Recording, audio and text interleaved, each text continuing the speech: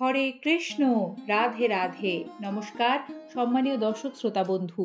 আমলকি একাদশীর পুণ্যদিনে বাড়িতে এই দুটি পবিত্র ফল ক্রয় করে আনুন এবং ঠিক এইভাবেই তার ব্যবহার করুন। শ্রী হরির কৃপায় দূর হবে জীবনের সকল দুঃখ, কষ্ট, বাধা, বিপত্তি। আসবে সুখ, সৌভাগ্য, আর্থিক উন্নতি। হিন্দু সনাতন ধর্মে আমলকি একাদশীর বিশেষ গুরুত্ব রয়েছে।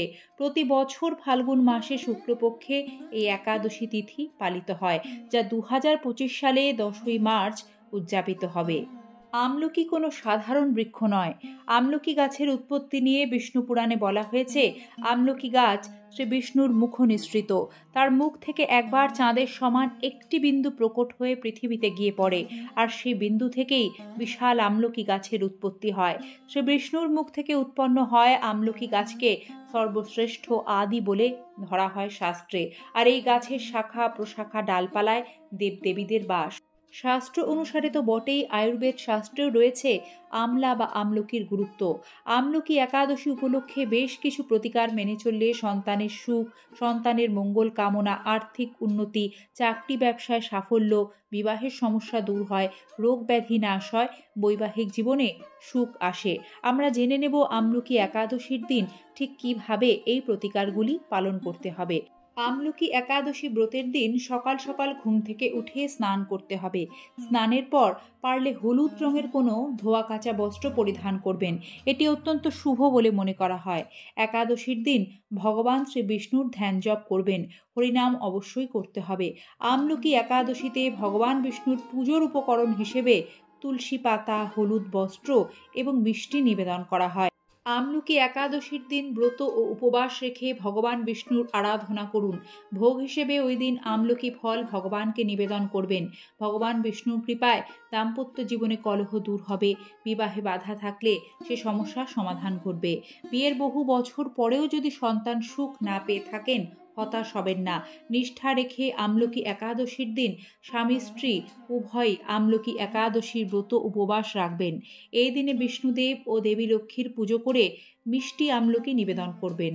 আমলকির মোরব্বা। এরপর 5টি বা 11টি শিশুকে আমলকির মোরব্বা বা আমলা দিয়ে তৈরি মিষ্টি খাবার প্রসাদ হিসেবে বিলি করতে পারেন। 5টি বা 11টি শিশুকে। শ্রী হরির কৃপায় সন্তান সুখ লাভ হবে। জীবনে যারা অত্যন্ত খারাপ সময়ের মধ্যে দিয়ে যাচ্ছেন, কঠিন পরিস্থিতি কিছুতেই পিছু ছাড়ছে না বা ভাগ্য কোনোভাবেই সহায় হচ্ছে না, তারা শ্রী হরির ওপর পূর্ণ আস্থা রাখবেন এবং আচার অনুসারে শ্রী আমলকি একাদশীর উপবাস পালন করে পুজো শেষে আমলকি গাছে অবশ্যই জল নিবেদন করবেন।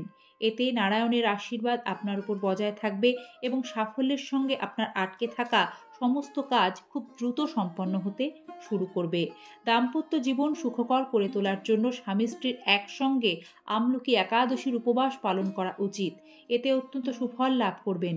আমলকি একাদশীর দিন একটি আমলকি বৃক্ষের নিচে বসে ভগবান শ্রী হরি ও মা লক্ষ্মীকে মিষ্টি আমলকির ভোগ নিবেদন করবেন।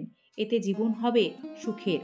তুলসী যেমন ভগবানের সবকিছুর মধ্যে সব থেকে বেশি প্রিয়, ফলের মধ্যে আমলকিও তেমনই প্রিয়।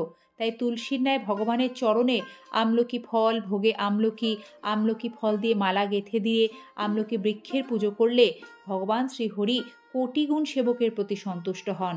ভগবানের প্রসাদে আমলকি তুলসী ভক্ষণের মাধ্যমে দুর্ভাগ্য দূর হয়, পাপ নাশ হয়, জীব শুদ্ধ সত্যময় স্বরূপ লাভ করে, পরিশেষে বিশুদ্ধ ভগবত ভক্তি লাভ করে থাকে।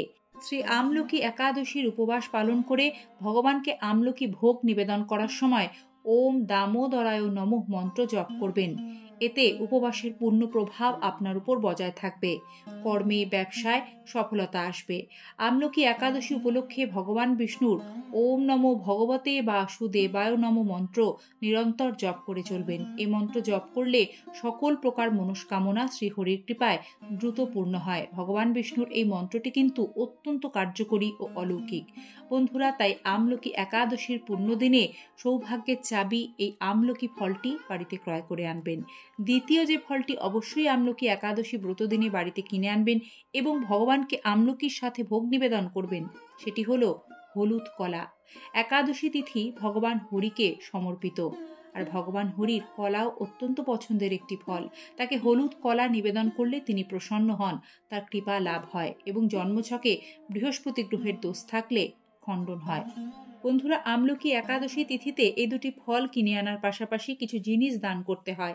যেমন আমলকি একাদশীতে আমলকি, কলা, জাফরান, হলুদ দান করা অত্যন্ত শুভ। এতে অখণ্ড সৌভাগ্য লাভ করা যায়। এদিন হলুদ বস্ত্র পরিধানের পাশাপাশি এই হলুদ জিনিসগুলি দান করতে পারলে ব্রতের পূর্ণ ফল লাভ করবেন। আমলকি একাদশী ব্রতের উপবাস 10ই মার্চ, আর তার ঠিক পরের দিন অর্থাৎ 11ই মার্চ আমলকি একাদশীর উপবাস ভঙ্গ। পারণের যে নির্দিষ্ট সময় তার মধ্যে পারণের মন্ত্র 3 বার উচ্চারণ করবেন। ভগবানকে পঞ্চরবি শস্য ভোগ নিবেদন করে তা প্রসাদ হিসেবে গ্রহণ করার মাধ্যমে একাদশী ব্রত পূর্ণরূপে সমাপন করবেন। কৃষ্ণ কথা এতটা সময় থাকলেন, আন্তরিক ধন্যবাদ সকলকে। এভাবেই সাথে থাকবেন। আগামী সনাতনী বার্তা নিয়ে আবারও হাজির হব, তখন দেখা হবে। আজ এখানেই শেষ করছি। হরে কৃষ্ণ।